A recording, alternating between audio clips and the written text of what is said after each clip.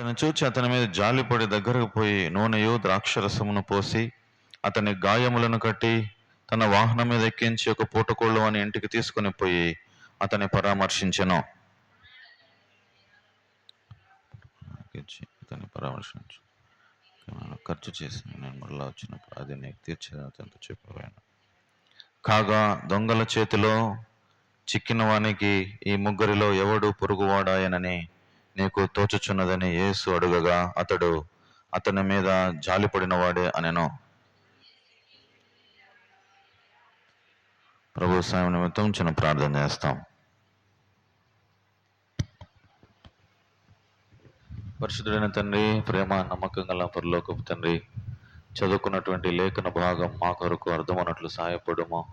మా దృష్టి మీ మీద కేంద్రీకరించినట్లు సహాయపడండి. మా యొక్క గమనము, మా ఆలోచన తొట్టిల్లకుండా కాపాడము. మేమేం నేర్చుకోవాలో మాకు బోధించు. ఆత్మతో సత్యముతో నిన్ను ఆరాధించినట్లు సహాయపడండి. ప్రతి విధమైన అవసరాలు తీర్చే దేవుడవు గనుక ప్రభువా, ఈ దినము మీ అధ్యక్షతన ఈ కూడికను జరిగించి మీ నామానికి మహిమ తెచ్చుకున్నామని వందనములు చెల్లిస్తూ యేసు క్రీస్తు ప్రభు నామమున ప్రార్థించి స్తుతించి అడిగి వేడుకుంటున్నాం తండ్రి, ఆమేన్. అందరికి వందనాలమ్మా. లూకాసు వార్త 10వ అధ్యాయము 30 నుంచి 37 వచనాలు మనం చదువుకున్నాం. అందరం కలిసి 30వ వచనము చదువుదాం.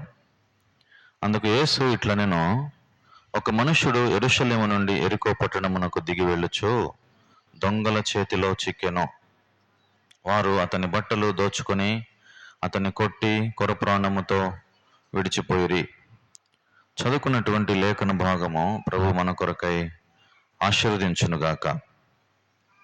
ఇక్కడ ఒక మనుష్యుడు ప్రయాణం చేస్తున్నాడు. ఎక్కడి నుంచి ఎక్కడికి ప్రయాణం చేస్తున్నాడు? ఎక్కడి నుండి ఎక్కడికి ప్రయాణం చేస్తున్నాడు అని అంటే, యెరూషలేము నుండి యెరికోకు ప్రయాణం చేస్తున్నాడు.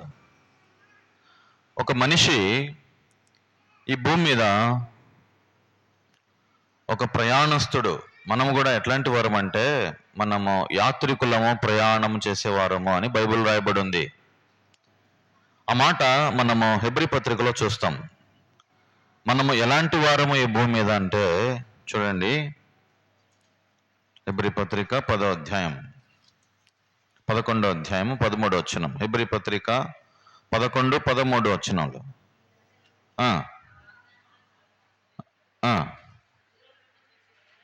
చేసి, తమ భూమి మీద పరదేశులమును యాత్రికులమై ఉన్నామని ఒప్పుకొని విశ్వాసం గలవారై ఉంటున్నారు.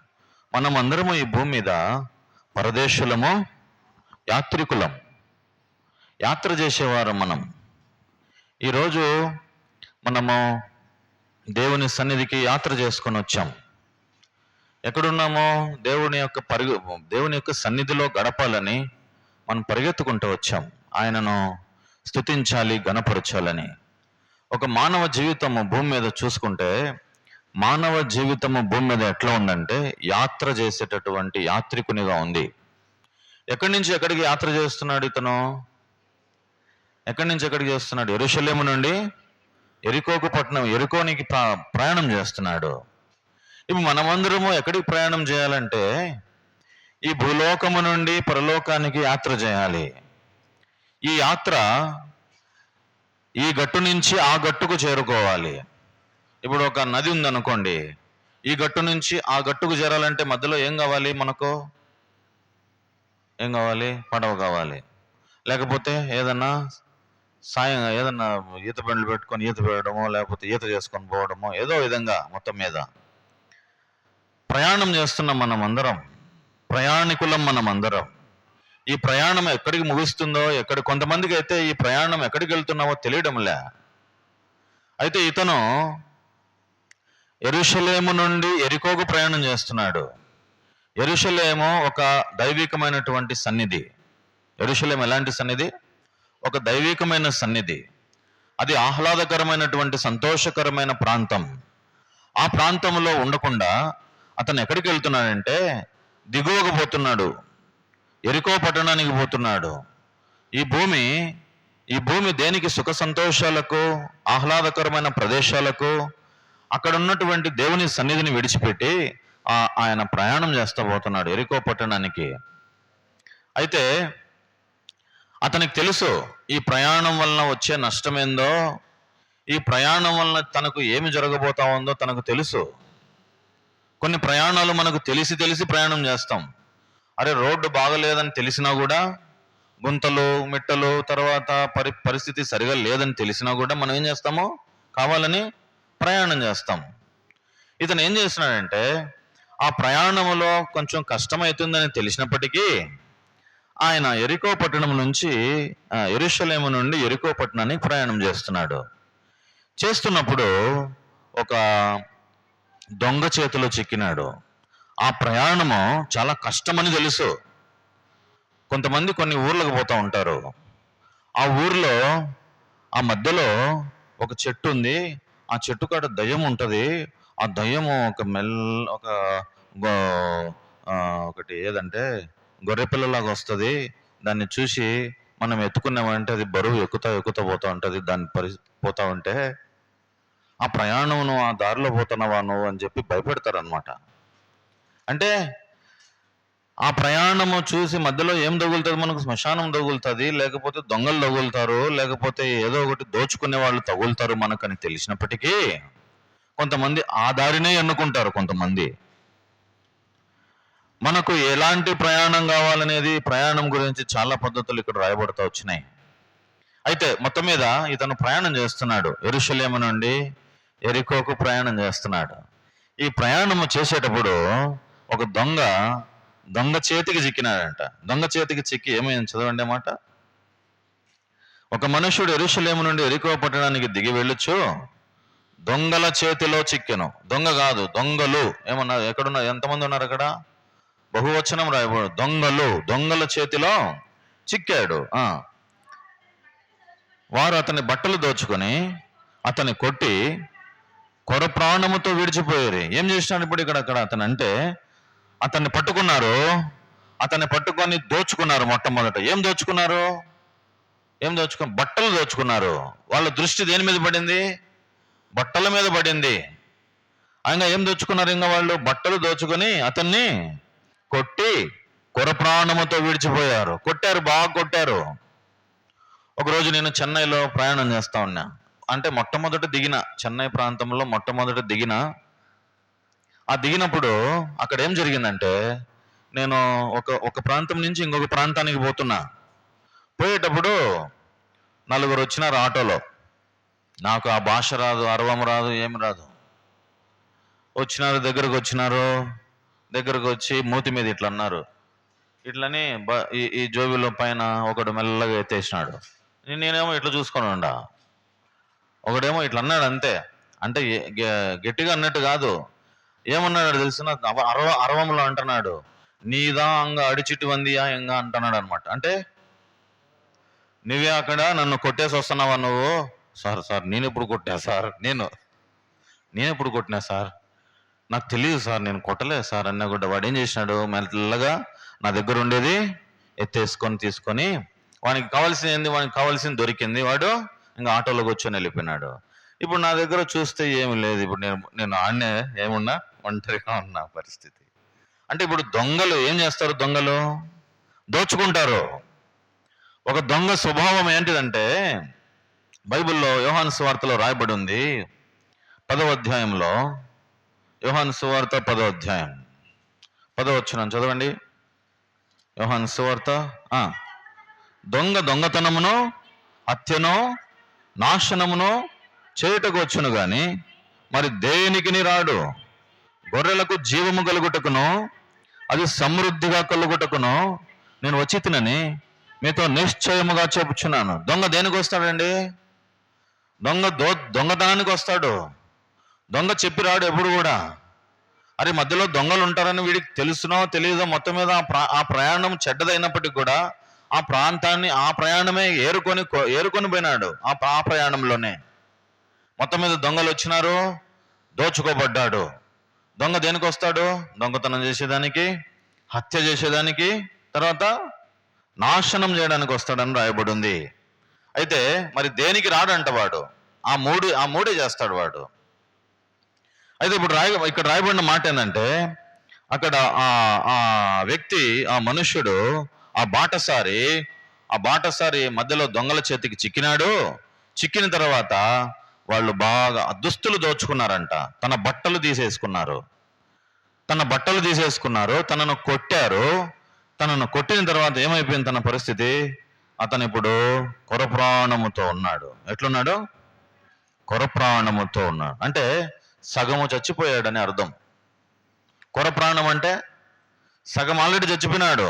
కొట్టినాడు, ఇష్టం వచ్చినట్టు కొట్టినారు. ఒకడు బండిలో పోతున్నాడు పాపం. ఒకడు బండిలో పోతా ఉంటే వాడిని ఏం చేసినారంటే, ఒక దొంగ ఆపునా, నన్ను నడవలేకుండా నొప్పులు తీస్తా, ఆపునా అని చెప్పి మొత్తం మీద బండి ఎక్కినాడు. సరే పాపం వీడు దయదలిచి బండి ఆపినాడు. బండి ఆపిన తర్వాత దయదలిచి వాడిని బండి ఎక్కించుకున్నాడు. బండి ఎక్కించుకుని కొద్ది దూరం పోయిన తర్వాత మధ్యలో వెనకల ఏం పెట్టినాడంటే, ఒక ఖర్చీఫ్ పెట్టి వాడిని మూతికి అదం కొట్టేసినాడు.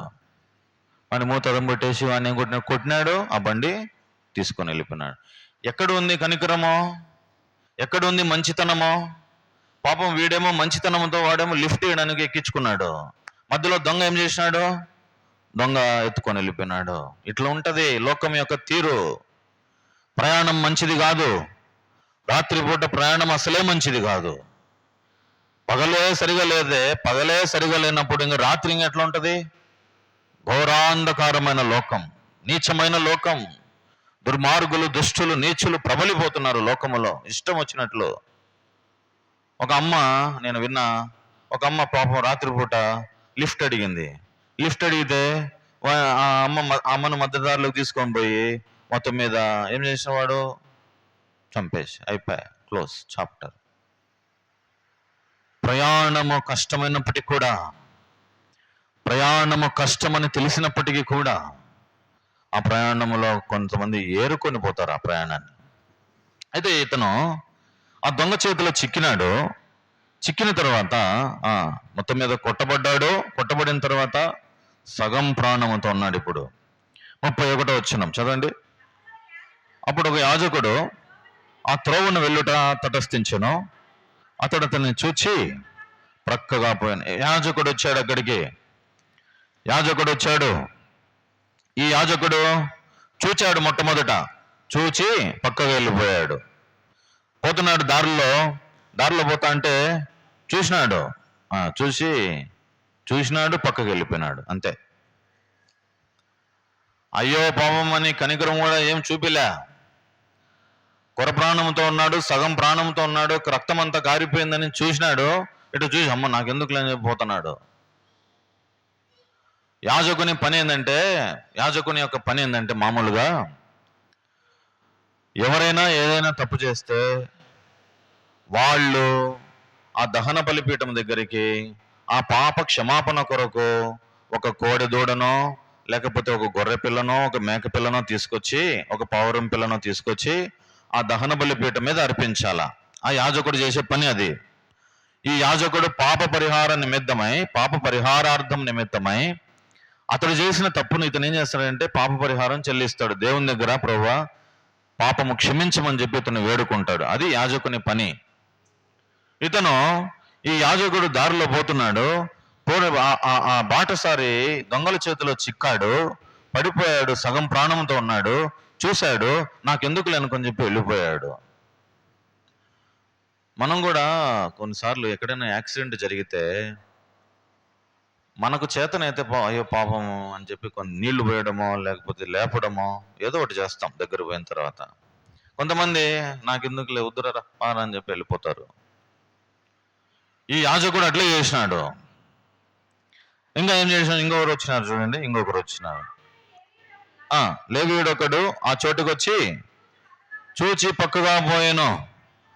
అయితే ఇప్పుడు ఇక్కడ విషయం ఏంటంటే, లేవీయుడు వచ్చినాడు, యాజకుడు వచ్చినాడు, చూచినాడు, వెళ్ళిపోయినాడు అంతే. లేవీయుడు వచ్చినాడు, ఆ లేవీయుడు పోతున్నాడు దారిలో, చూచిన తర్వాత కొంచెమన్నా జాలి కలిగింది, చూచి వచ్చాడు అని రాయబడింది. యాజకుడేమో రాలే, లేవీయుడేమో చూచాడు, దగ్గరకు వచ్చి అని రాయబడి ఉందా లేదన్నమాట. చోటికి వచ్చి, ఆ చోటికి వచ్చాడు ఆయన. వచ్చి ఏం చేసినాడు? చూచి ఇతను కూడా ఏం చేయలే, చూచాడు, చూసి వెళ్ళిపోయాడు. చూసి చూడనట్టు నన్న అది అట్లా క్లోజ్ చేసి, కొంచెం క్లోజ్ చేసి. చూచాడు, ఆ చోటుకు వచ్చాడు, చూచాడు, దగ్గరకు వచ్చాడు. అరే పాపం ఎందుకు ఇట్లా జరిగింది అనుకున్నాడు. మళ్ళీ ఏమనుకున్నాడు ఏమో, మొత్తం మీద చూచి వెళ్ళిపోతున్నాడు. సరే, ఇంకొకరు వచ్చినారు. అయితే ఒక సమరయుడు ప్రయాణమైపోవచ్చు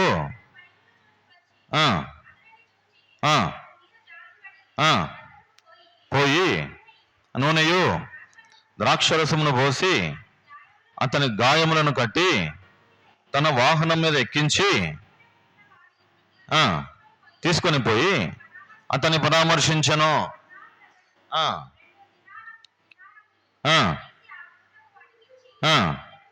పరామర్శించుము. నువ్వు ఇంకేమైనా ఖర్చు చేసినాడలా అతనితో చెప్పిపోయాను. చూడండి ఎంత మంచి పని జరిగిందో అక్కడ. ఇక్కడ సమరయుడు వచ్చినాడు. సమరయుడు ప్రయాణమైపోవచ్చు, అతడు పడి ఉన్న చోటుకే వచ్చినాడు. మనము పడి ఉన్న చోటుకే దేవుడు మనల్ని వెతుక్కుంటూ వచ్చినాడు. సమరయుడు యేసుక్రీస్తుకు సాదృశ్యంగా ఉన్నాడు. మనమేమి యేసు ప్రభు దగ్గరికి పోలే. మనము మన పరిస్థితి చూసుకున్నప్పుడు దొంగ చేతిలో చిక్కబడి కొట్టబడి సగం ప్రాణముతో ఉన్నాం. సగం ప్రాణముతో ఉన్న మనలను ఏం చేసినాడంటే దేవుడు వెతుక్కుంటూ వచ్చినాడు. మనం వెతుక్కుంటూ పోయినామా ఆయన దగ్గరికి? ఏమన్నా ఆయనే వచ్చినాడు మన దగ్గరికి. ఆయనే వెతుక్కుంటూ వచ్చి ఏం చేసినాడంటే ఆ సమరయుడు ఆ చోటికి వచ్చి ఏం చేసినాడు? అతనిని చూచి 34వ వచనం, అతనిని చూచి జాలిపడి దగ్గరకు పోయి నూనె ద్రాక్షరసం పోసి గాయములను కట్టి తన వాహనం మీద ఎక్కించి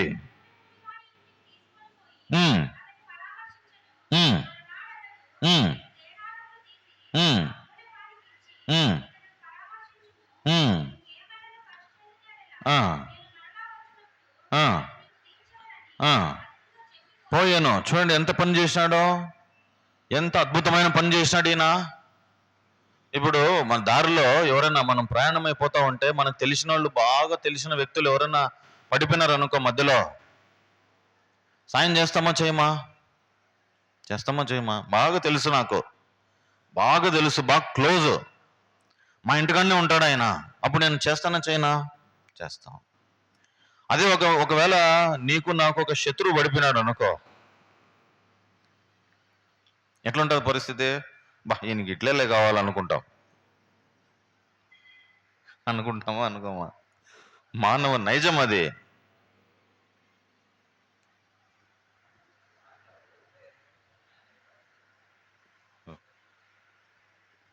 అయితే ఇప్పుడు విషయం ఏంటంటే, ఒక శత్రువు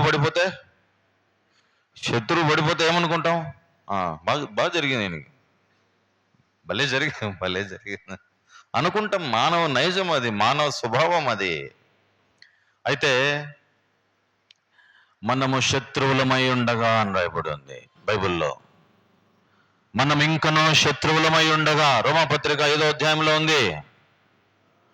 మనం ఇంకనూ బలహీనులమై ఉండగా దేవుడు ఏం చేసినాడు? చూడండి, రోమాపత్రిక 5వ అధ్యాయం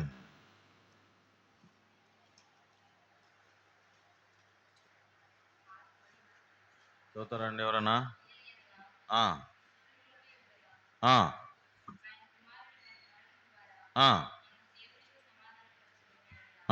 చూడండి, మనం ఏమున్నామంట? ఒకటేమో ఇక్కడ రాయబడి ఉంది, 6వ వచనం చదవండి ఎవరన్నా. ఏలైనగా మనం ఇంకా బలహీనులమై ఉండగా, మనం ఎలాంటి వారమో? బలహీనులం. ఇక్కడ ఇంకేముంది?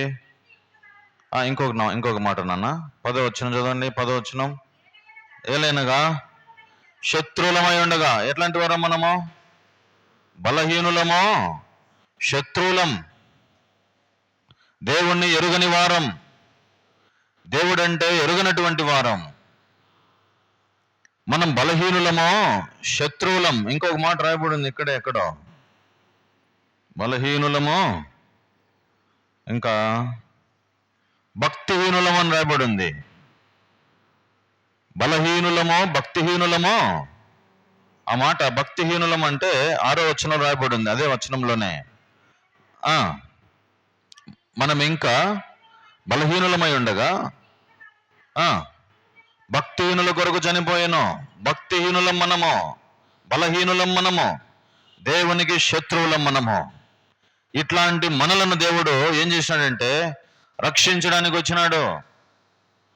మానవ స్వభావం కాదు ఆయన స్వభావము. శత్రువు పడిపోయినాడులే అని చెప్పి వానికి అంతేలా కావాలనుకునే వ్యక్తి కాదు ఆయన. ఆయన మన మీద శ్రద్ధ చూపించి వచ్చినాడు భూమి మీదకి. రక్షించడానికి వచ్చినాడు రక్షకుడు. ఆయన పేరేం పేరు? రక్షకుడు. పాపులను రక్షించడానికి వచ్చినాడు. వచ్చి ఏం చేస్తున్నాడు తెలుసునా? వచ్చి కనికరపడి జాలిపడి, అబ్బా ఎంత మాటలు ఉన్నాయి అక్కడ. ఆ మనుషుడు, ఆ సమరయుడు ప్రయాణం పోవచ్చు, పడి ఉన్న చోటికి వచ్చి అతనిని చూచి జాలిపడి దగ్గరకు వచ్చినాడు. జాలిపడ్డాడు, దగ్గరకు వచ్చాడు, నూనె రాశాడు, ద్రాక్ష రసం పోశాడు, గాయములు కట్టాడు. ఇప్పుడు గాయములు కట్టడం అంటే సామాన్యమైన పనే చెప్పండి? ఇప్పుడు మన ఎవరన్నా మన పక్కన ఉన్న ఒక వ్యక్తికి పుండు అయిందనుకోండి, ఆ పుండు క్లీన్ చేస్తారా ఎవరైనా? ఆ గాయం క్లీన్ చేస్తారా? ఆ గాయం క్లీన్ చేయాలంటే ఎవరు చేయాలా క్లీను? తల్లి చేయాలా, లేకపోతే తల్లి భార్య చేయాలా? బయట వాళ్ళు ఎవరు చేస్తారు? ఎందుకు వాళ్ళు కూడా చేయరు కొన్నిసార్లు, ఎవరు పట్టించుకోరు. డాక్టర్ చేస్తారు, బయట డాక్టరే చేయాలా హాస్పిటల్కి పోతే. ఇప్పుడు దేవుడు ఏం చేస్తున్నాడంటే అక్కడికి వచ్చి గాయములు కట్టి అన్నాడు. గాయములు కట్టి నూనె రాసి ద్రాక్షరసం పోసి, నూనె పోసినాడు, ద్రాక్షరసం పోసినాడు, బాగా తుడుస్తున్నాడు గాయాలు. ఎంత గట్టి కొట్టారా నిన్ను, పాపము చిక్కిపోయావు పాపం, ఎంత వాళ్ళకి అసలు కనికరం ఉందా లేదా అని చెప్పి వాళ్ళని ఓదారుస్తున్నాడు. నూనె ఓదార్పుకు సాదృశ్యం. ఓదారుస్తున్నాడు, ఆ బాటసారిని ఓదారుస్తున్నాడు. నేనున్నాలే, నువ్వేం భయపడొద్దని. నూనె పోసి ద్రాక్షరసం పోసి జాలిపడి కనికరపడి అతనిని, ఎందుకు వచ్చినావు ఈ ప్రయాణం అని చెప్పి గదురుకోవడంలే, ఎందుకు వచ్చినావు ఈ దారిలోకి అని చెప్పి గదురుకోవడంలే. ఆయనే వెతుక్కుంటా వచ్చినాడు, మన కోసం వచ్చినాడు. ఏదేనో తోటలో ఆహ్లాదకరమైన ప్రదేశంలో ఉన్నటువంటి ఆదాము అవ్వలు దేవుని ఆజ్ఞను అతిక్రమించి బయటికి త్రోయబడ్డారు, గెంటి వేయబడ్డారు, వెలివేయబడ్డారు. ఎవరు తెచ్చుకున్నారు దాన్ని అంటే వారే కోరి తెచ్చుకున్నారు దాన్ని. పాపమును బట్టి, అతిక్రమమును బట్టి, ఆజ్ఞ అతిక్రమమును బట్టి దేవునికి వ్యతిరేకులమైపోయినాం. ఇప్పుడు దేవునికి శత్రువులమైపోయినాం. దేవునికి బలహీనులమో భక్తిహీనులమని రాయబడింది. అయితే ఇంకా రాయబడిన మాట చూడండి, ఇంకా అక్కడ గాయములను కట్టి ఏం చేసినాడు? గాయం దుడిచినాడు, కట్టినాడు, తన వాహనం మీద ఎక్కించి ఒక పూటగోళ్ళ వాని ఇంటికి తీసుకొని పోయి అతన్ని పరామర్శించెను.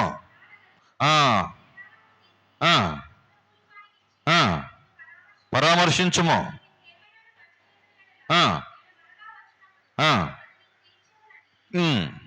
అతనితో చెప్పిపోయి, ఎంత శ్రద్ధ తీసుకున్నాడు ఆయన, ఎంత శ్రద్ధ కలిగి ఉన్నాడు ఆ మనిషి పట్ల, ఆ బాటసారి పట్ల ఎంత శ్రద్ధ ఉందంటే అంత శ్రద్ధ ఉంది. వాహనం మీదకి ఎక్కించుకున్నాడు. ఒకరోజు ఒక మంచి రిచ్ పర్సన్, ఒక ధనికుడు ఏం చేసినాడంటే రోడ్డు మీద రోజు పోతున్నాడు, ఆఫీస్ పోతున్నాడు. పక్కన ఒక వ్యక్తి రోజు అడుక్కుంటుంటే అతను చూసినాడు.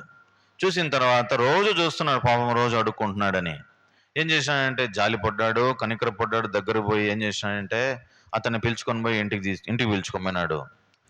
పిలుచుకొని పోయి ఆయనకున్నటువంటి దుస్తులు బాగా నీట్గా శుభ్రం చేసి, బాగా నీట్గా స్నానం చేయించి, ఆయనకి ఏమైతే కలిగి ఉందో ఆ కలిగిన దాంట్లో మొత్తం అంతా ఆయనకి ఇచ్చినాడు.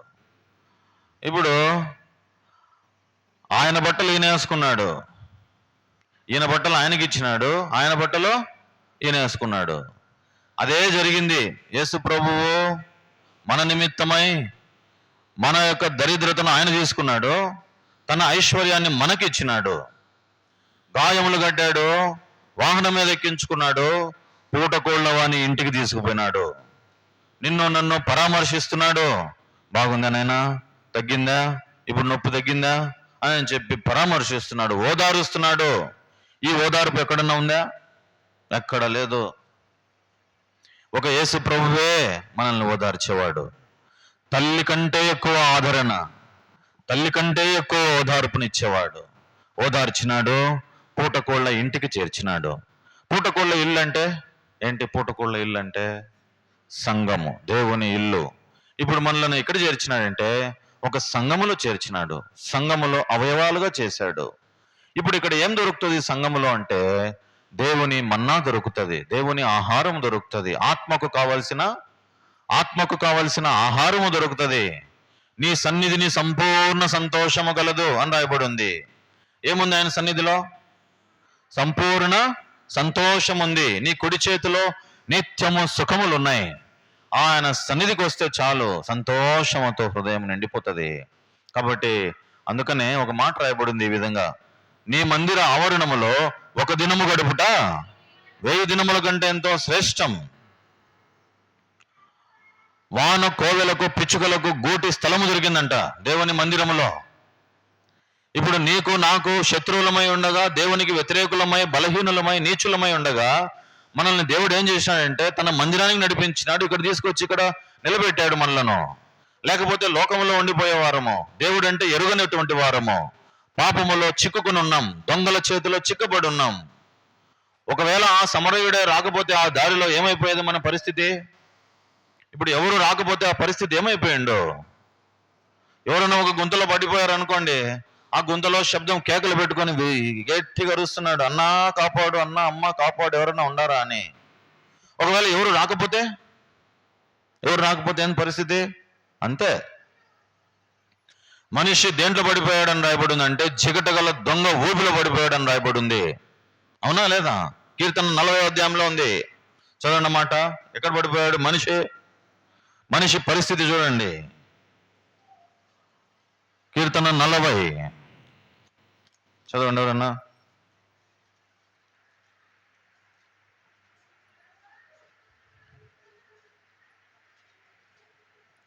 రెండవ వచనం, 42. నాశనకరమైన గుంటలో నుండి, జిగటగల దొంగ ఊబిలో నుండి నన్ను పైకెత్తాడు, లేవనెత్తాడు ఆయన. జిగటగల దొంగ ఊబి నాశనకరమైన గుంట అది.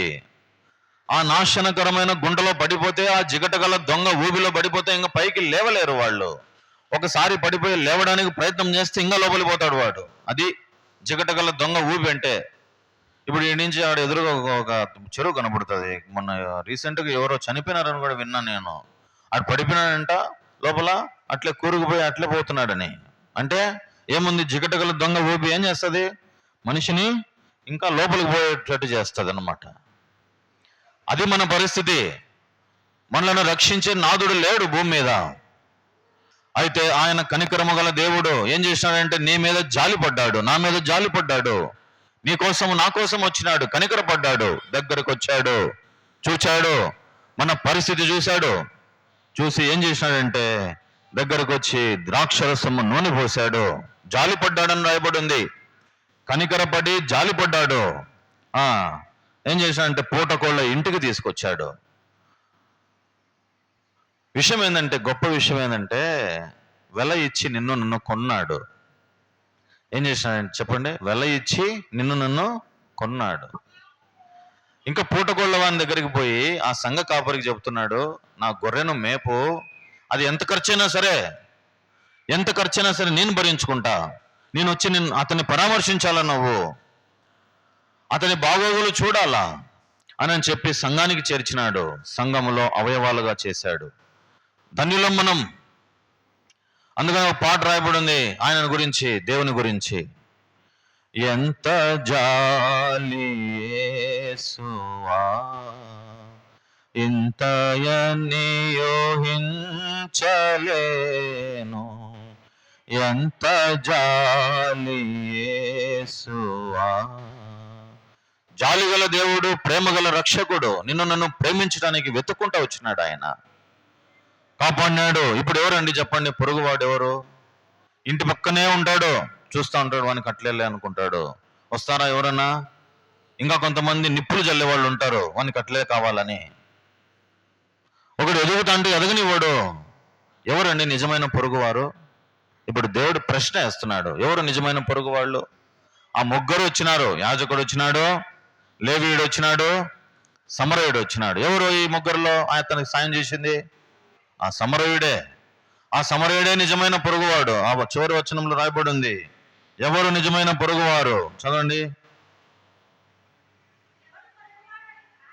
ఎవడు పొరుగువాడైనని నీకు తోచుచున్నది అని యేసు అడుగగా, జాలిపడిన వాడే, జాలిపడిన వాడు, దేవుని సన్నిధి నుండి విలాసవంతమైనటువంటి ప్రాంతానికి వెళ్ళేటటువంటి మనలను, దేవుని యొక్క ప్రదేశంలో ఉండాల్సినటువంటి మనలను శత్రువు తీసుకొని పోయి దొంగ చేతిలో చిక్కబడ్డాం. మనము పాపములో ఉన్నాం, అంధకారంలో ఉన్నాం, చీకటిలో ఉన్నాం. మనలను బలహీనులము, నీచులం, ఎందుకు పనికిరానటువంటి స్థితిలో మనల్ని దొంగ చేసినాడు. సగం ప్రాణంతో ఉన్నాం మనం అందరము. ఇట్లాంటి సగం ప్రాణంతో కొట్టుమిట్టాడుతున్నటువంటి సమయంలో ఆ రక్షకుడు నీ కోసం నా కోసం వచ్చినాడు. వచ్చి జాలిపడ్డాడు, కనికరపడ్డాడు, నూనె రాశాడు, ద్రాక్షరసం పోశాడు, పరామర్శించినాడు, పూటకోళ్ళ ఇంటికి తీసుకుపోయినాడు, ఖర్చు చేసినాడు, నీ కోసం నా కోసం ఖర్చు చేసినాడు. ఒక మాట రాయబడి ఉంది, వారి ప్రాణ విమోచన క్రయధనం. వారి ప్రాణ విమోచన క్రయధనం. అది ఎన్నటికీ తీరక అట్లుండాల్సిందే. మనలను కొన్నాడు, విలువ పెట్టుకున్నాడు. ఎంత విలువ పెట్టినాడంటే అది ఎవరు చెల్లించలేం, అంత విలువ పెట్టుకున్నాడు. కాబట్టి ఆయన కనికరము ఇంకొక మాటలో రాయబడి ఉంది. ఆయన కనికరం ఎట్లాంటి కనికరం అంటే మత్తయి సువార్తలో రాయబడి ఉంది. చూడండి, మత్తయి సువార్త 18వ అధ్యాయము 27వ వచనం.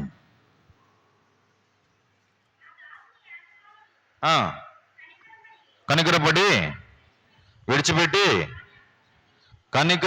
విడిచిపెట్టి అప్పు క్షమించినాడంట. ఏం చేసినాడు? అప్పు క్షమించినాడు. అది యజమానుడు చేసిన పని. మన అప్పు చెల్లించేసినాడు. మన దరిద్రతను ఆయన తీసుకున్నాడు.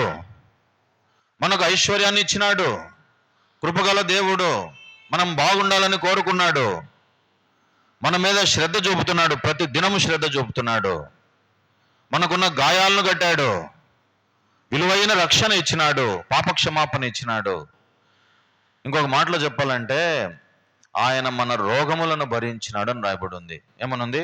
ఆయన యెషయా గ్రంథం 53వ అధ్యాయం చదవండి ఎవరన్నమాట. యెషయా గ్రంథం 53వ అధ్యాయం 4వ వచనం.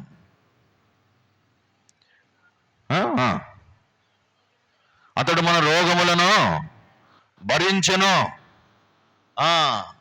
దొంగలు వచ్చినారు, లోకములో దొంగలు చాలా మంది ఉన్నారు.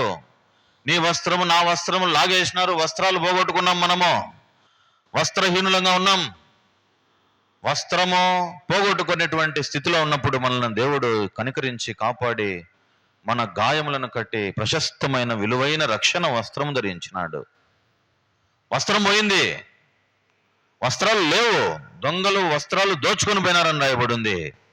వస్త్రాలు లేనటువంటి మనకు ఏం చేసినాడు దేవుడు? యెషయా గ్రంథంలో రాయబడింది, ఆయన మనకు రక్షణ వస్త్రం ఇచ్చినాడు, విలువైన రక్షణ ఇచ్చినాడు. గొప్ప దేవుడు మనకున్నాడు. కాబట్టి మన రోగములను భరించినాడు ఆయన.